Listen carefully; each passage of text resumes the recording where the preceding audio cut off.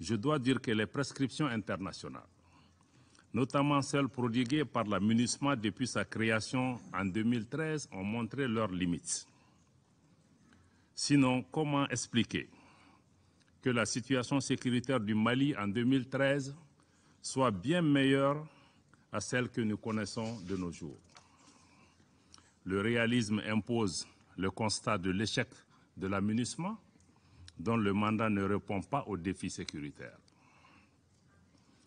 Pour sa part, le gouvernement de transition n'a jamais perdu de vue que la responsabilité première de la défense du territoire national et de la protection des populations ainsi que des biens relève avant tout de l'État malien. C'est la raison pour laquelle il a donné une place de choix au renforcement des capacités et à l'équipement des forces de défense et de sécurité maliennes, afin de leur permettre d'accomplir leur mission régalienne. Grâce à ce choix judicieux, nos forces continuent de remporter contre les groupes terroristes, les groupes armés terroristes, des victoires décisives, reconnues et appréciées par le peuple malien. Je sais que cette montée en puissance des forces de défense et de sécurité maliennes suscite beaucoup de commentaires, voire des campagnes hostiles de désinformation et de déstabilisation dont le Mali est malheureusement l'objet depuis 2021, y compris à travers l'instrumentalisation et la politisation de la question des droits de l'homme qui a été relevée autour de cette table. C'est l'occasion pour moi de répondre à certains commentaires et déclarations concernant le rapport du Haut Commissariat aux droits de l'homme sur les événements de Moura. Il était de notoriété publique que la ville de Moura et ses villages environnants étaient assiégés par des organisations terroristes depuis de nombreuses années. Pendant cette période, aucune force, pas même les forces internationales déployées, n'avait accès à cette localité, abandonnant ainsi les populations à leur triste sort. Je me demande au passage, où étaient en ce moment les voix qui s'élèvent aujourd'hui lorsque les terroristes infligeaient des traitements inhumains et dégradants à nos populations civiles sans défense, lapidaient les femmes, brûlaient les villages et les récoltes et emportaient du bétail, comme ce fut le cas à Ogosagou, à Sobanda, à Djalasagou, pour ne citer que cela. Aussi, sur la base de renseignements fiables et précis faisant état de la présence à Moura de principaux chefs terroristes pour collecter le fruit des rackets contre les populations, organiser et planifier des attaques d'envergure, les forces de défense et de sécurité du Mali ont pris la décision de mener une opération d'opportunité aéroterrestre à la hauteur de cette menace, afin de mettre un terme à la souffrance de nos populations. Les premières unités déployées par nos moyens aériens, tout comme les renforts, ont subi des tirs, confirmant la présence terroriste. S'en sont suivis des affrontements autour et dans la ville de Moura, soldés par un bilan de 203 combattants terroristes neutralisés, une importante quantité d'armes et de munitions saisies, plus de 200 motos détruites et plusieurs présumés terroristes interpellés et mis à la disposition de la justice. Malheureusement, 8 de nos valeureux soldats sont également tombés au champ d'honneur pendant cette opération qui a permis de libérer les populations de Moura du joug des terroristes. À la suite d'allégations d'exactions, les autorités compétentes ont immédiatement ouvert des enquêtes. Un transport judiciaire a été effectué sur les lieux par une équipe composée des parquets de Mopti et de Bamako, d'enquêteurs de la gendarmerie nationale, de la police technique et scientifique et d'un médecin légiste. Les enquêtes continuent conformément aux procédures et aux délais en vigueur. Les conclusions de ces enquêtes seront rendues publiques.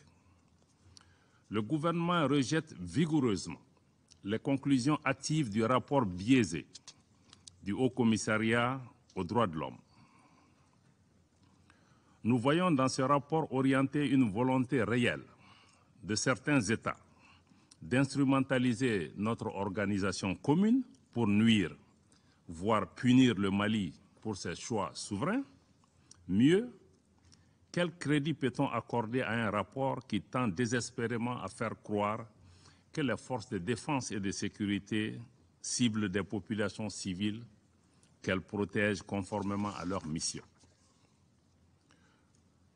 De plus, ce rapport comporte des images obtenues par l'usage, dit-on, de satellites, à l'insu des autorités nationales, ce qui constitue un cas clair d'espionnage. Nous devons être humbles et comprendre que personne n'aime le Mali plus que les Maliens, que personne n'aime les Maliens plus que les autorités maliennes.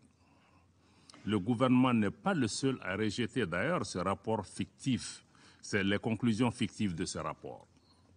De nombreux habitants de Moura, dont des femmes, ont fait le déplacement à Bamako pour démentir la teneur de ce message, de ce rapport.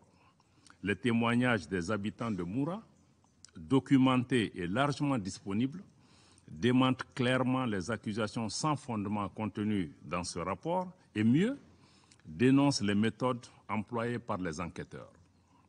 Ces habitants ont témoigné que les forces maliennes n'ont ciblé que des terroristes. Dans la même dynamique, et dès les premières allégations formulées en avril 2022 par certains États et des organisations de défense des droits de l'homme, le président de l'association Tabital Poulakou avait catégoriquement rejeté des accusations portées à l'encontre des forces de défense et de sécurité maliennes, notamment les accusations de viol de femmes. En outre, le président de l'Association malienne de défense des droits de l'homme, la MDH, a vigoureusement dénoncé la méthodologie et les conclusions de cette enquête. Ces prises de position fortes et librement exprimées méritent d'être signalées car elles proviennent d'organisations et de personnes qui ont vécu ces événements ou en ont reçu des informations crédibles et vérifiables. Nous réitérons notre ferme opposition à toute tentative d'instrumentalisation et de politisation de la question des droits de l'homme et au traitement à géométrie variable de cette problématique. À cet égard, il est paradoxal de noter la célérité avec laquelle la mission d'établissement des faits a été mise en place, alors qu'au même moment, le Mali portait plainte devant le Conseil de sécurité des Nations Unies le 15 août sur les actes d'agression de la France contre la souveraineté et l'intégrité territoriale du Mali à des fins de déstabilisation. Madame la Présidente, concernant l'accord pour la paix et la réconciliation au Mali issu du processus d'Alger, malgré la décision unilatérale de la CMA et de la plateforme de suspendre leur participation au mécanisme de suivi de l'accord, je réaffirme ici l'engagement du gouvernement à poursuivre sa mise en œuvre efficiente et intelligente, notamment à travers les mouvements de l'inclusivité. Nous restons toujours ouverts au dialogue avec nos frères des mouvements signataires, tous nos frères, comme en témoigne la visite à Kidal le 12 mai 2023 du ministre en charge de la réconciliation.